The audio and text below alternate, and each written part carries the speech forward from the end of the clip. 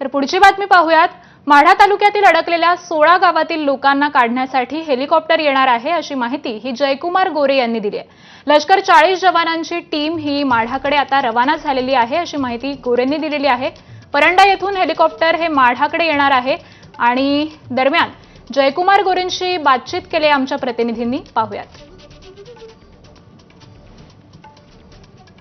पालकमंत्री जयकुमार गोरे इथं दारफळला पोहोचलेले आहेत। भाऊ, खरंच आता एअरलिफ्ट करायची गरज वाटतेय का? मिलिटरीला बोलवलं जाणार आहे का? नाही, बिलकुल आपण मिलिटरीला बोलवलेलं आहे।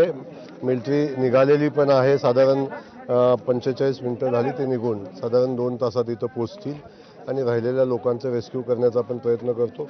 काही लोकांना एअरलिफ्ट करण्याची आवश्यकता आहे, त्यांनाही आपण एअरलिफ्ट करण्याचा निर्णय माननीय मुख्यमंत्री मोदयांनी घेतलेला आहे आणि त्या अनुषंगाने सगळी तयारी चालू आहे।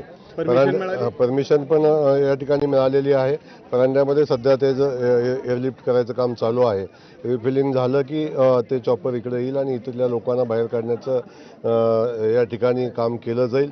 त्याच्या अगोदर मिलिटरी पोहोचली तर मिलिटरी पण त्या लोकांना बाहेर काढायचा प्रयत्न करेल। साधारण मिलिटरीचे 40 जवान आता या ठिकाणी येतात, त्याच्यासोबत बोटी आहेत, बाकीची व्यवस्था आहे। त्यामुळं या लोकांच्या जीवाची काळजी या ठिकाणी आपण सगळेच मिळून घेतोय आणि तातडीने त्यांना रेस्क्यू करण्याचा प्रयत्न आपला आहे। किती लोक अडकलेत असं भीती आहे? साधारण इथं जे समोर काही लोक निघाली त्यातली काही 3-4 लोक अजून राहिलेली आहेत, पण इकडं कुठली वस्ती? बरड वस्ती म्हणून एक वस्ती आहे। साधारण 100 ते 125 लोक आज त्या ठिकाणी अडकलेली आहेत, त्यांनाही रेस्क्यू करण्याची आवश्यकता आहे। तालुक्यात पण काही ठिकाणी 5, 10, 20 अशी लोक बऱ्याच ठिकाणी अडकलेली आहेत, त्यांचं रेस्क्यू करायचं काम आता वेगानं चालू आहे। NDRFच्या टीम काम करतायत, बाकी ज्या यंत्रणा काम करतायत आणि सगळ्यात पहिलं प्राधान्य जे आहे की लोकांचा जीव वाचवणं आणि लोकांना सुरक्षित स्थळी हलवणं, याला सगळ्यात मोठं पहिलं प्राधान्य आहे। त्या अनुषंगाने काम चालू आहे। आणि यासोबतच बुलेटिनमध्ये एक छोटासा ब्रेक, लगेच परत येतोय, पाहत रहा।